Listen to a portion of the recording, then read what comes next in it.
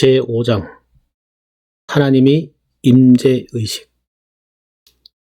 우리는 신약시대의 형태보다 훨씬 저급하고 단순한 종교적 내용을 가진 시대에 살고 있음을 기억합시다. 우리는 성령 세례가 필요합니다. 우리는 이것이 회심 때의 발생한 것이 아니라 우리에게 우연히 발생한 것으로 여기에는 분명하고 오류가 없다는 것을 살펴보았습니다. 앞장에서 우리는 이것이 성령의 직접적이고 예외적인 행동으로 로마서 8장 16절 주로 성격이나 도덕적 자질의 문제, 즉 다른 말로 표현하자면 에베소서 5장 18절에 대략 설명된 것처럼 계속되는 성화의 과정과 혼동되어서는 안 된다는 것을 살펴보았습니다.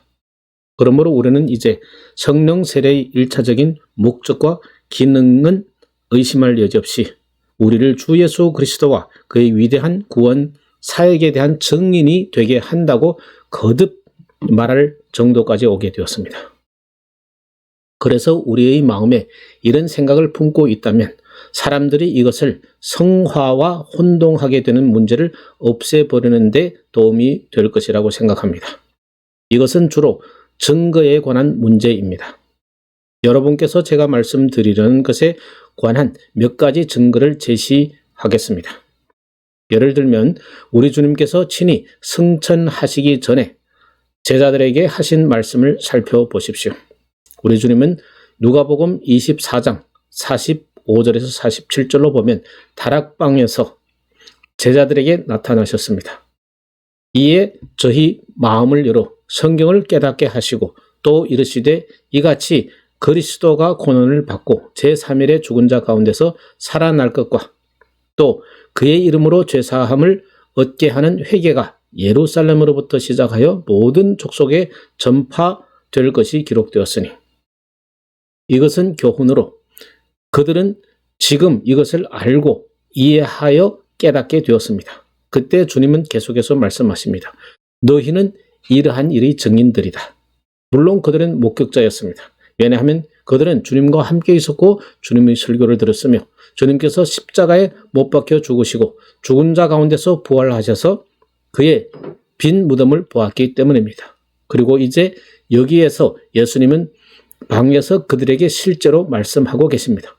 예수님은 계속해서 말씀하십니다. 올지어다 내가 내 아버지의 약속하신 것을 너희에게 보내리니 너희는 위로부터 능력을 입혀올 때까지 이 성에 유하라 하시니라. 그들은 이 사실을 알고 믿지만 그들이 유력한 증인이 되기 위해서는 이 성령 세례를 받아야 합니다. 물론 여러분은 사도행전 1장에 실제로 이같이 말이 기록되어 있음을 알게 됩니다. 사도와 같이 모이사 저희에게 분부하여 가라사대 예루살렘을 떠나지 말고 내게 들은 바 아버지의 약속하신 것을 기다리라. 요한은 물로 세례를 베풀었으나 너희는 몇 날이 못되어 성령으로 세례를 받으리라 하셨느니라. 그리고 8절을 보십시오. 오직 성령이 너희에게 임하시면 너희가 권능을 받고 권능 무엇입니까? 예루살렘과 온 유대와 사마리아와 땅끝까지 이르러 내 증인이 되리라. 우리들을 주 예수 그리스도와 그의 구원 사역에 대해 능력 있는 증인으로 만드는 것이 성령 세례의 주된 목적입니다. 신약을 계속해서 읽다 보면 여러분은 이 사실을 반복되어 있음을 보게 될 것입니다. 예를 들면 관원들 앞에 서 있는 사도 베드로의 경우를 보십시오. 베드로와 사도들이 대답하여 가로되 사람보다 하나님을 순종하는 것이 마땅하니라. 너희가 나무에 달아 죽인 예수를 우리 조상의 하나님이 살리시고 이스라엘로 회개케 하사 죄사함을 얻게 하시려고 그를 오른손으로 높이사 임금과 구주로 삼으셨느니라. 우리는 이 일의 증인이요 하나님이 자기를 순종하는 사람들에게 주신 성령도 그러하니라. 성령께서 임재하시는 성령 세례가 바로 이러한 일의 증거입니다. 증거는 비밀된 것이 아니라 공공의 명백한 것입니다. 여러분은 성령께서 오순절 날에 예루살렘에 있는 이 제자들과 다락방에 모인 120명의 위에 임하신 것이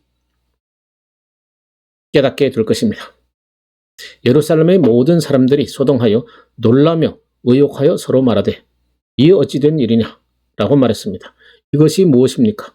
성령께서 강림하시고 그의 백성들에게 미친 영향이 바로 그것에 대한 증거입니다. 그러므로 사도들이 말합니다. 우리는 이 일의 증인이요 하나님이 자기를 순종하는 사람들에게 주신 성령도 그러하니라.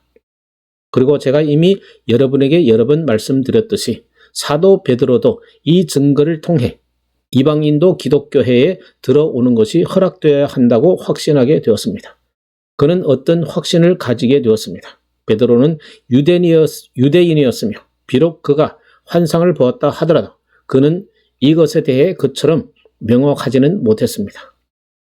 그 환상은 그에게 고넬료의 집에 전파하러 이 사람들과 함께 가야 한다고 했지만 그때에도 그는 그것에 대해서 분명하지 않았습니다. 그러나 성령이 자기와 다른 사람들에게 처음 임했듯이 이 사람에게도 임했다는 것을 그가 알고서 다음과 같이 말했습니다.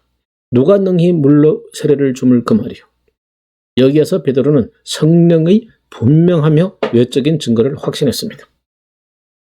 그리고 히브리서 2장에 이것에 대한 또 다른 흥미있는 진술이 있습니다.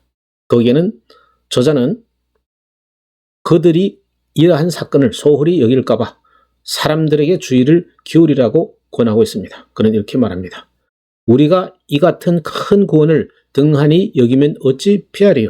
이 구원은 처음에 주로 말씀하신 바요 들은 자들이 우리에게 확정한 바니 그때 저자는 이것을 깨닫고 계속하여 말합니다. 하나님도 저희와 함께 증거하셨느니라. 어떻게 해요? 표적과 기사들과 여러 능력과 및 자기들을 따라 성령을 나눠주신 것으로서입니다. 그것은 이것을 말하는 또 다른 방식입니다. 성령 세례의 목적, 즉 그 주요한 기능은 그리스도를 증거하기 위한 것으로 하나님의 사람들이 현상에 요속되어 이끌리는 이러한 태도로 증거하는 것입니다. 히브리서 10장 14절에서 15절 우리는 다음과 같은 것을 봅니다. 저가 한 제물로 거룩하게 된 자들을 영원히 온전케 하셨느니라. 또한 성령이 우리에게 증거하시되 그것은 거기에서 정확한 같은 의미를 갖습니다. 그가 어떻게 그것을 행하십니까? 이것이 저로 하여금 이 책의 전체 주제의 5번째로 큰 주제로 이끕니다. 이러한 성령의 상징과 표적 혹은 이해하기 쉬운 용어로 이 성령의 세례의 결과가 무엇입니까? 이것에 대해서 아무런 어려움이 없습니다. 그것은 다양한 종류의 사람들이 성령 세례를 받았다고 하는 그 모든 진술에서 매우 분명하게 알 수 있습니다. 사도행전 2장의 제자들의 경우에서 여러분은 그것을 완전히 발견하게 되며 성령 세례가 그들을 어떻게 만들었는지에 관한 차이점도 알 수 있습니다. 또한 여러분은 신약 도처에 있는 모든 다른 예들과 설명에서도 그것을 알 수 있습니다. 이미 우리가 살펴보았듯이 여러분이 그것을 서신서들에서도 발견하게 되는데 거기에는 그것들 모두를 묵시적으로 뒷받침해주고 있습니다. 그러므로 여러분이 이 성령 세례의 교리에 대해 어느 정도 이해하게 될 때 그것을 이해할 수 있게 됩니다. 제가 이미 앞서 언급했듯이 이것의 지나침 때문에 오늘날 여러분이 고린도전서를 써야 할 필요가 있는 교회가 얼마나 있는지 알고 계십니까? 그것은 또한 기독교의 오랜 역사를 통하여 수많은 성인들의 증거와 생활에도 있습니다. 제가 이미 여러분에게 이 몇 가지 예를 인용했지만 조금 더 인용하고자 합니다. 왜냐하면 사람들에게 이것이 다소 생소한 새로운 교리가 아니라는 것을 깨닫도록 하기 위해서입니다. 이것은 신약시대의 기독교입니다. 이것은 교회가 경험하고 향유하도록 특권을 받은 모든 위대한 신앙의 부흥운동에서 특히 교회에 적용되었습니다. 성령 세례의 상징과 표적, 그리고 현시가 무엇입니까? 여기에서 여러분에게 일반적인 원리에 대하여 말씀드리고자 합니다. 분명히 각각의 경우마다 다양합니다. 왜냐하면 모든 체험들이 동일하지는 않기 때문입니다. 체험은 그것의 정도에 따라 다르지만 성격 면에서는 같습니다. 그것은 두 가지 방식으로 작용하기 때문에 매우 중요합니다. 말하자면 어떤 사람은 그들이 최고의 체험을 하지 않으면 전혀 체험하지 못한 것으로 생각하는 경향이 있습니다. 그런데 이것은 분명히 오류이며 또 사람들을 침체시킬 수도 있습니다. 사람들은 어떤 특별한 체험을 한 적이 없기 때문에 결코 이러한 성령 세례를 받은 적이 없다고 느낍니다. 이것은 상당히 잘못된 오류입니다. 그래서 우리는 원리와 일반적인 다양한 현시들을 살펴보아야 합니다. 그리고 일반적으로 그것들을 살피고 난 다음에 정도에 따라 다양성이 있다는 것을 기억하게 되면 우리 자신을 테스트할 수 있고 또 연구할 수 있게 됩니다. 이러한 원리들을 두 가지로 분류할 수 있습니다. 즉, 우리 안에 있는 어떤 주관적인 체험들과 우리를 알고 있는 외부에서 있는 사람들에게 분명하고 또 명백한 객관적인 사실들입니다. 저는 이것이 가장 편리한 분류라고 생각합니다. 그러면 각 개인의 사적이고 주관적이며 체험적 의식에서 시작해 봅시다. 사람이 주 예수 그리스도로부터 성령 세례를 받을 때 필연적으로 발생하는 것이 무엇입니까? 제 생각으로는 첫째로 이것을 들어야 합니다. 즉, 하나님의 영광에 대한 감지, 다시 말하자면 하나님의 존재에 대한 이례적인 자각입니다. 이것이 신약의 모든 예서와 하나님의 백성들이 계속되는 역사에서 두드러지게 나타납니다. 성령이 하시는 일은 우리가 신앙에 의해 믿었던 것들, 즉 우리가 그것에 대해 일종의 간접적 확신만을 가지게 되었던 사실들을 우리에게 실현시키는 것입니다. 성령께서 이러한 것들을 즉시 실현시킵니다. 우리가 이미 살펴봤던 조나단 에드워즈의 진술이 특히 하나님의 영광에 대한 의미를 명확히 해줍니다. 성부 하나님, 성자 하나님, 그리고 성령 하나님. 조나단 에드워즈가 이러한 것들을 믿었지만 그가 말하듯이 그것은 평범한 것이 아니었습니다. 우리는 하나님의 영광을 즉각적으로 인식하는 것이 가능합니다. 우리는 습관적으로 보이는 것에 의해서가 아니라 신앙에 의해 행동하며 성경의 증거를 믿고 성령은 우리에게 그것을 적용하시며 우리는 이러한 것들이 옳다는 것을 깨닫습니다. 그러나 여기에 그보다 더한 것이 있습니다. 즉 여러분은 하나님의 존재 안에 있다는 것을 알게 됩니다. 그가 말하고 다른 사람들이 말했던 것처럼 이런 일들을 말로 표현한다는 것은 거의 불가능합니다. 저는 이미 앞에서 미국의 뛰어난 천재 조나단 에드워즈를 인용했습니다. 이제 20세기 웨일즈에 있는 대학 총장인 토마스 찰스 에드워즈라는 사람을 인용하려고 합니다. 드물게 총명한 사람도 있지만 저는 그가 보통과 같은 타입의 사람이므로 그에 대하여 언급하려고 합니다. 그는 유용하고 훌륭한 교육을 받아서 위대한 학자가 되었습니다. 여러분 중의 대다수는 그의 고린도 주석을 알고 계실 것입니다. 그런데 그가 그 자신의 체험을 이야기하는데 그것은 1859년 부흥기에 그에게 일어났던 것입니다. 그는 학생이었기 때문에 집을 떠나 있었으며 의심과 의문으로 가득 차 철학과 신학에 관한 책들을 읽고 있었습니다.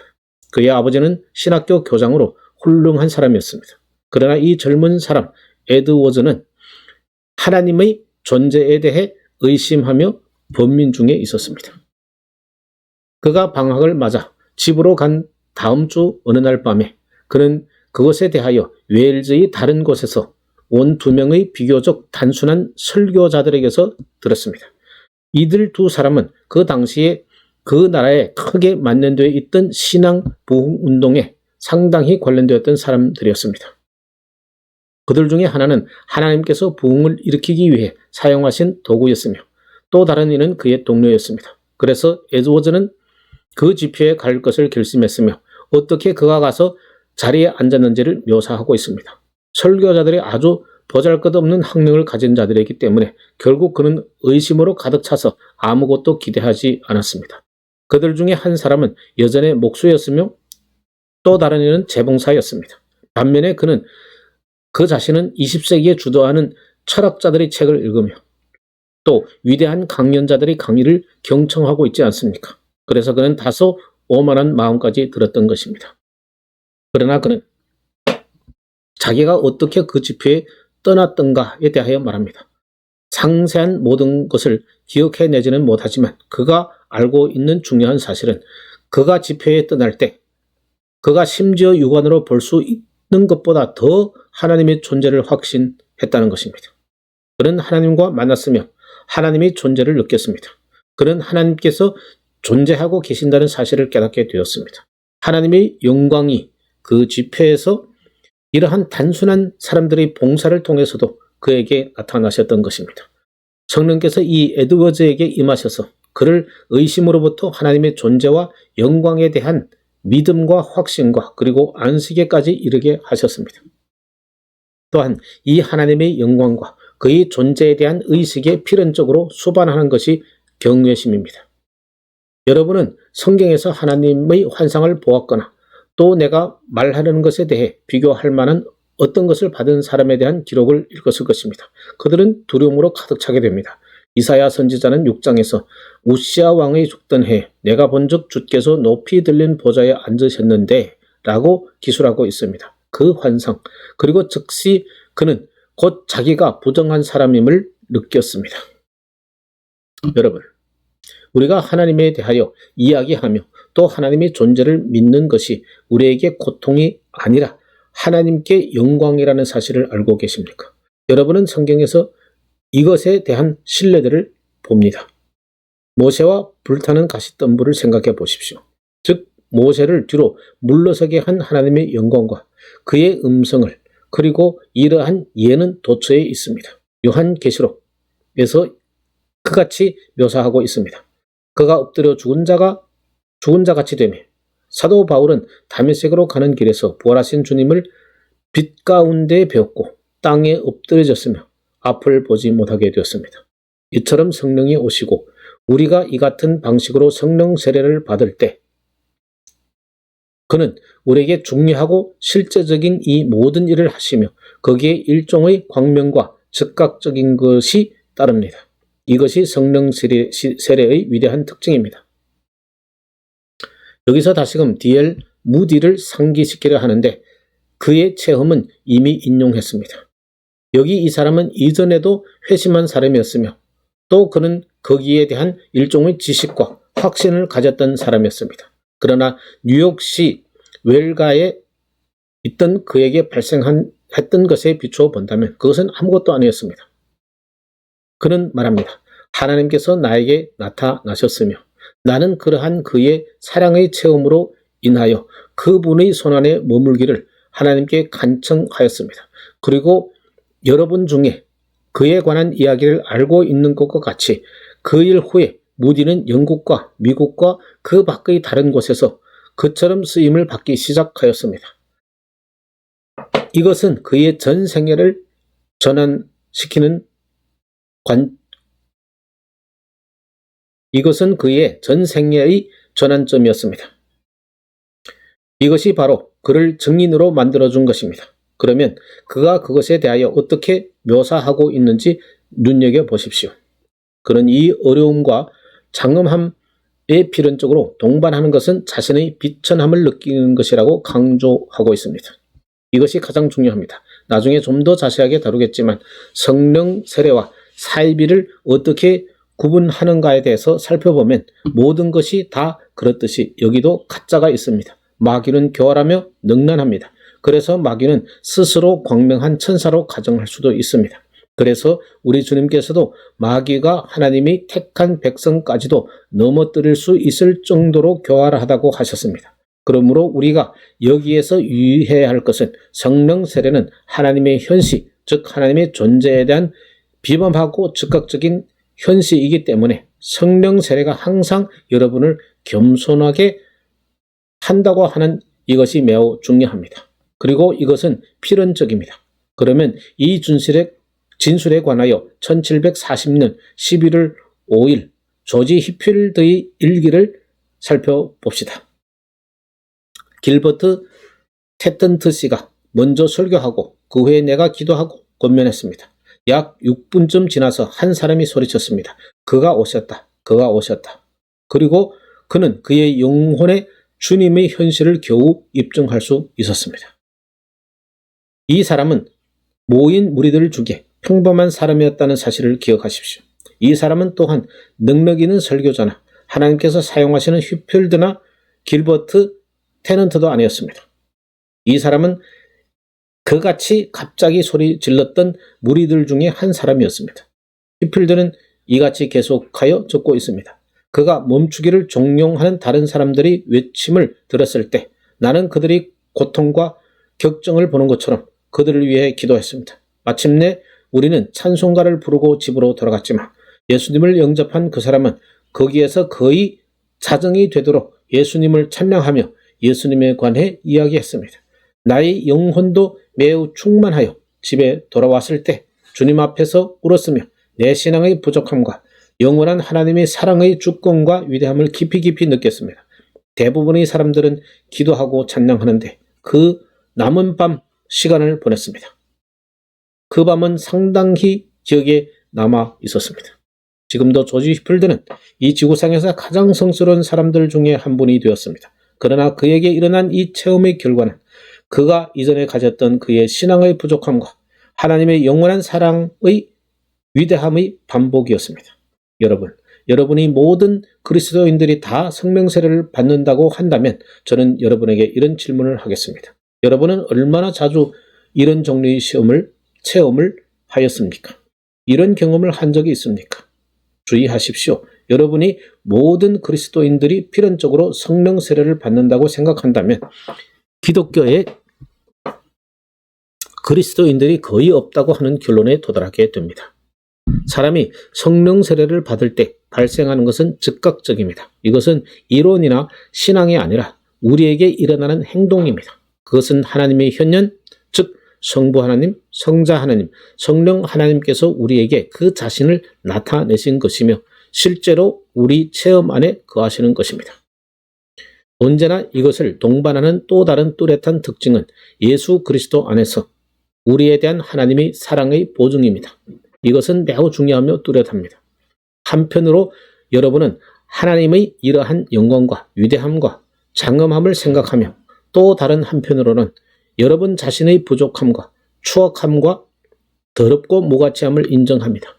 여러분은 그것은 매우 울적한 체험임에 틀림이 없다고 말할 것입니다. 그러나 그렇지 않습니다. 왜냐하면 여러분이 우리 구주 안에서 여러분을 향한 하나님의 사랑에 대한 놀라운 지식을 동시에 가지기 때문입니다. 그러므로 저는 여기에 개인적으로 이것이야말로 성령 세례의 가장 위대하고 본질적인 특징이라고 말하고 싶습니다. 우리의 확신 때문에 우리를 증인으로 만드십니다. 저는 이전에 신문에서 저희 마음속 깊이까지 사로잡은 이야기를 읽은 적이 있습니다. 그것은 오래전 글래우스고의 성 앤드류 홀에서 열린 모임에 대한 기사였습니다. 종교 작가로 잘 알려진 알렉산더 카미가 그 모임에 대한 보고를 하였는데 그는 또 정치적 모임에도 갔습니다. 그는 두 사람이 동일한 화제를 놓고 말하는 것을 주의 깊게 듣고 난 후에 이 같은 글을 썼습니다. 그들 둘 다 훌륭한 연사들로 자기들이 주장애로 사람들을 끌어들일 만큼 능숙하며 유능한 자들이었습니다. 그러나 나는 그 두 사람 사이에 커다란 차이점이 있음을 발견했습니다. 한 사람은 변호인으로서 말하였고 또 한 사람은 증인으로서 이야기했습니다. 바로 이것이 차이점입니다. 전자는 옹호자가 변호사와 같았습니다. 그는 그것을 믿었기 때문에 그것에 대해 매우 잘 진술했습니다. 그러나 후자는 증인이었으므로 거기에 첨가되는 무엇이 있었습니다. 인간을 참다운 증인으로 만드는 것이 바로 이런 일들에 대한 확신입니다. 여러분은 이러한 확신이 없이도 그리스도인이 될 수 있습니다. 여러분은 성경을 읽고 설교하는 것을 듣고 성경을 믿게 됩니다. 그리고 여러분은 성경에 관한 일종의 확신을 가지고 있습니다. 그러나 그것이 사도들을 증인하는 것으로 만드는 것은 아닙니다. 우리 주님께서 그들에게 말씀하셨습니다. 너희가 이 일의 증인이니라. 물론 그들은 증인이었습니다. 그들은 예수님과 함께 있었으며 예수님께서 그들과 함께 다락방에 계셨습니다. 누가복음 24장에서 예수님은 말씀하십니다. 너희가 하기까지는 나의 증인이 될 수 없다. 이 절대적 확신, 그리고 이것이 오순절 이후 그들의 전 생애와 체험에서 매우 분명하고 명백합니다. 여러분은 사도행전 1장에서 그들이 비록 이 같은 지식과 기회를 가졌다 하더라도 여전히 다소 혼동하고 있는 것을 보게 됩니다. 사도행전 1장 6절에서 이같이 말합니다. 주께서 이스라엘 나라를 회복하심이 이때이니까. 이것은 여전히 그 낡아 빠진 유물론적 사고입니다. 이것은 일종의 불확실성입니다. 그러나 이 모든 것이 성령 세례 후에는 사라집니다. 그들은 다른 사람으로 변화되어 확신을 가지고 말합니다. 그러므로 성령 세례가 우리에게 가장 높은 형태의 확신을 줍니다. 하나님이 말씀 안에서 그리스도인에게 가능한 세 가지 유형의 확신이 있습니다. 첫 번째 확신의 유형은 성경에서 추론하여 얻는 확신입니다. 이것이 일반적으로 인식되어지는 확신의 형태입니다. 여러분은 이것에 관한 모든 것을 들었을 것입니다. 여러분은 자신이 그리스도인인가 아닌가에 관한 곤란에 빠져 목사나 또 혹은 몇 명의 그리스도인 친구에게 여러분의 고통을 이야기했을 것입니다. 그러면 그들은 이같이 말했을 것입니다. 당신은 이처럼 혼동해서는 안 된다. 이 일은 매우 간단하다. 당신은 이미 성경이 하나님의 말씀이라고 믿습니까? 당신은 예 라고 대답했을 것입니다. 그들은 계속해서 말할 것입니다. 성경에서 하나님이 세상을 이처럼 사랑하사 독생자를 주셨으니 누구든지 저를 믿는 자마다 멸망치 않고 영생을 얻게 하려 하심이라고 기록한 이 말씀을 당신은 믿는가? 당신은 예 라고 대답할 것입니다. 그러면 당신은 멸망치 않고 영생을 얻을 것입니다. 하나님이 그의 아들을 세상에 보내신 것은 세상을 심판하려 하심이 아니요 저를 믿는 자는 심판을 받지 아니할 것이요.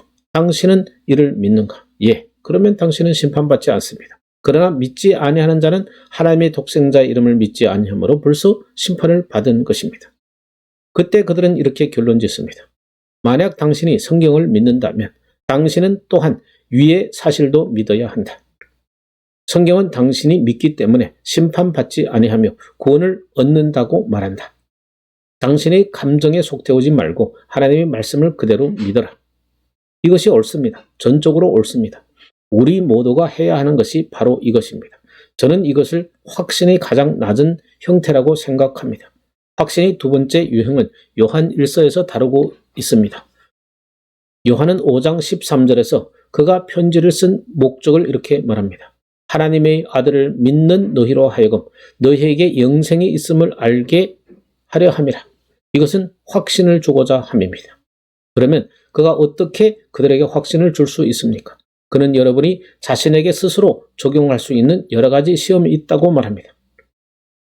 어떤 사람은 이러한 실험을 가리켜 생명의 시험이라고 묘사합니다. 모든 것 중 가장 일반적이고 정통한 것은 우리가 형제를 사랑함으로 죽음에서 생명으로 옮겨왔다는 것을 아는 것입니다. 이것은 첫 번째 것보다 더 나은 시험입니다.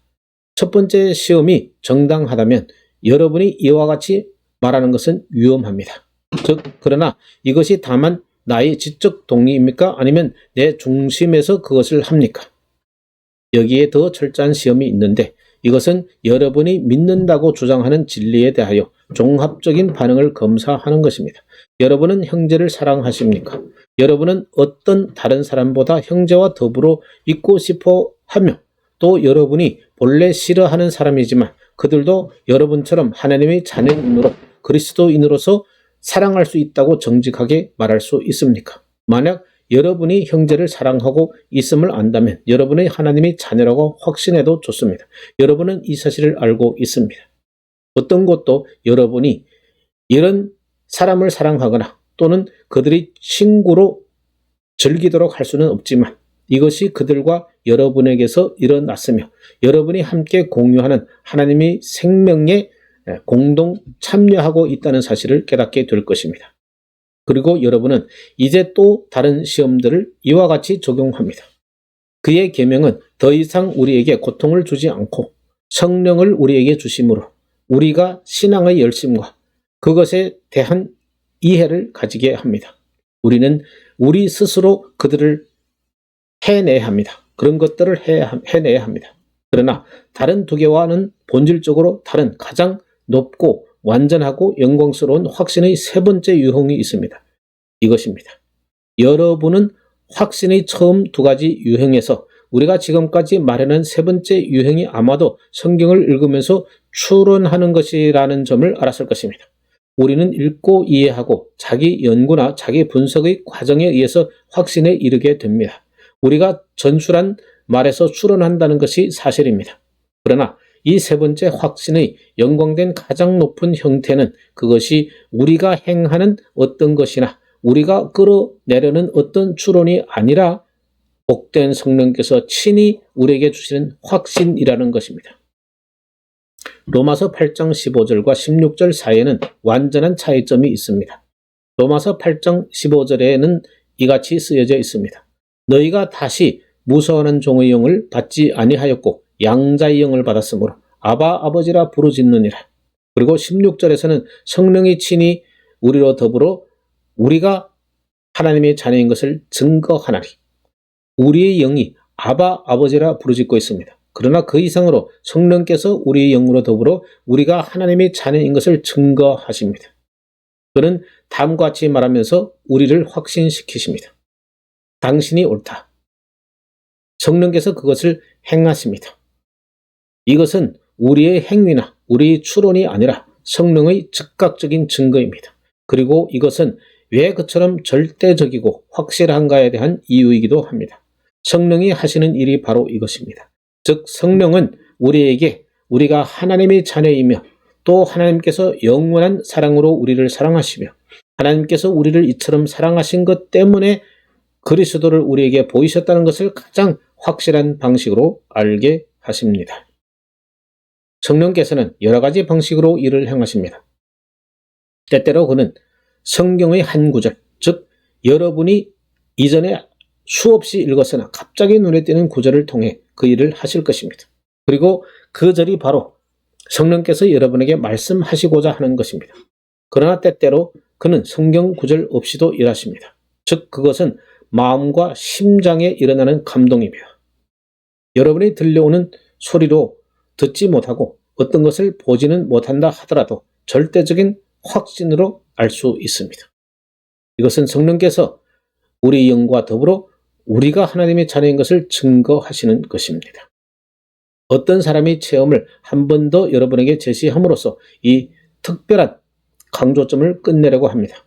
1623년 죽은 한 늙은 청교도인 에드워드 L. 탐에 관한 이야기에서부터 시작합시다. 그는 이같이 말합니다. 그러므로 나는 그가 말했던 성령의 증거는 내적으로 은밀하게 말할 수 없는 성령의 영감이라고 생각합니다. 즉 하나님의 성령은 내적으로 은밀하게 말할 수 없을 정도로 우리의 가슴을 채우고 또 내적으로 하나님이 우리의 아버지라고 믿게 하며 우리의 가슴 속에 은밀하며 위대하고 말할 수 없이 달콤한 감정과 우리에 대한 하나님의 사랑의 감정을 불어 넣어줍니다. 하나님의 사랑은 평범하거나 일반적인 사랑이 아니라고 특별하고 아버지 같으신 사랑으로서 그의 독생자 그리스도께 한 것과 같은 사랑으로 우리를 사랑하시며 예수 그리스도 안에서 우리를 그의 자녀로 양자 삼으셨습니다. 주 예수께서는 친히 요한복음 17장 23절에 있는 그의 특이하신 기도에서 하나님께서 우리를 사랑하신다고 하신 것처럼 우리는 그가 우리를 사랑하신 대로 그리스도를 믿습니다. 로마서 5장 5절에서 그 사도는 이 목적에 대하여 분명히 말하고 있습니다. 우리에게 주신 성령으로 말미암아 하나님의 사랑이 우리 마음에 부은 바 됨이니라. 또한 이제 200년 전에 하나님께 크게 쓰임 받았던 호엘 해리스라는 사람의 일지를 인용하려고 합니다. 1735년 고난주간의 금요일에 확신에 가득 찬 사람이 있었는데 그는 확신과 불확실의 고뇌에 빠졌었지만 그해 성령 강림절 날에 자기 죄가 용서되었음을 알고서 믿음을 갖고 기뻐하게 되었습니다. 그는 상당한 구원 확신을 받고서 회심한 3주 후에 더 깊은 체험을 하게 되었습니다. 그는 랭가스티에 있는 교회의 시계탑으로 갔습니다. 그는 성경을 읽고 기도하기 위해 그곳에 갔습니다.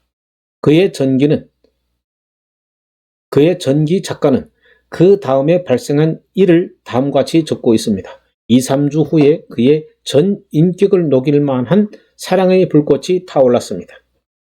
그가 처음 받았던 죄의 용서에 대한 체험은 비록 그것이 그의 마음에 더 깊은 요구에 대한 막연한 느낌을 남겼지만 의심할 바 없이 달콤했습니다.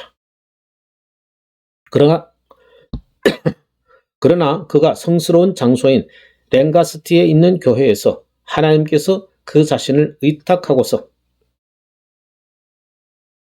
은밀히 기도드리는 동안에 하나님은 그에게 그 자신을 나타내셨습니다. 그리고 그는 그때 발생한 일에 대해 어떻게 묘사해야 좋을지 알지 못했습니다. 그날 그는 그 자신이 느끼고 체험했던 일에 대해서 적절한 표현을 하려고 다른 어떤 사람보다 가장 풍부하게 성경 구절을 모았습니다. 그리고 그때 그의 마음이 모든 우상에서 정결케 되었으며 하나님의 사랑이 그 마음속에 분바되었습니다. 그리하여 그는 우리가 아바 아버지라 부르는 양자의 영을 받았으므로 떠나서 예수님과 함께 있고 싶어 했습니다. 여러 달 동안에 모든 어려움이 제거되었으며 완전한 사랑이 생겼습니다. 그리고 그는 결코 그날을 잊지 못했습니다. 그날로부터 호웰 해리스는 뛰어난 증인이 되어서 하나님의 은총과 사랑을 증거했습니다. 그리고 그는 이러한 하나님의 사랑이 어떻게 자기에게 물밀듯이 밀려 들어왔는지 관하여 묘사했습니다. 또 다른 사람, 크리스마스 에반즈라는 사람에게도 정확히 이 같은 것이 적용됩니다. 여러분 중에 찰스 피니의 자서전을 읽은 사람이라면 그가 정확하게도 그 같은 일을 말한다는 것을 알고 있을 것입니다. 이것은 우리가 하나님의 자녀인 것을 확신하는 최고의 형태로 성령께서 우리의 영으로 더불어 증거하시는 것입니다. 이것은 직접적이며 즉각적인 것입니다. 성령이 우리에게 우리가 하나님의 자녀라고 말하는 것은 우리의 추론이 아니라 절대적인 확신입니다. 마지막으로 이 문제에서 지적하고 있는 가장 멋진 방법으로 한 가지 간주되는 것을 여러분에게 다시 말씀드리려고 합니다. 그것은 300여 년 전 위대한 청교도 중의 한 사람으로 대영 제국의 옥스포드에 있는 맥달린 대학의 총장으로 뛰어난 학자이며 설교자인 토마스 구딘의 관한 말씀입니다.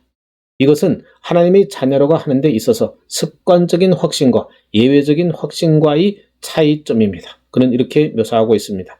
길을 가는 한 사람과 그의 자식인 어린아이가 있는데 그들은 손을 잡고 걷고 있습니다. 그 아들은 자기가 아버지의 아들이며 아버지가 자기를 사랑하고 있다는 것을 알며 즐거워하고 기뻐합니다. 거기에는 어떤 불확실함도 없습니다. 그러나 갑자기 그의 아버지가 어떤 충동으로 자기 아들을 들어 올리며 그의 팔에 안고 귀여워하며 입맞추고 껴안고 그에 대한 자기 사랑을 듬뿍 쏟고 나서 그 아들을 다시 내려놓고 함께 걸어갑니다. 바로 이것입니다.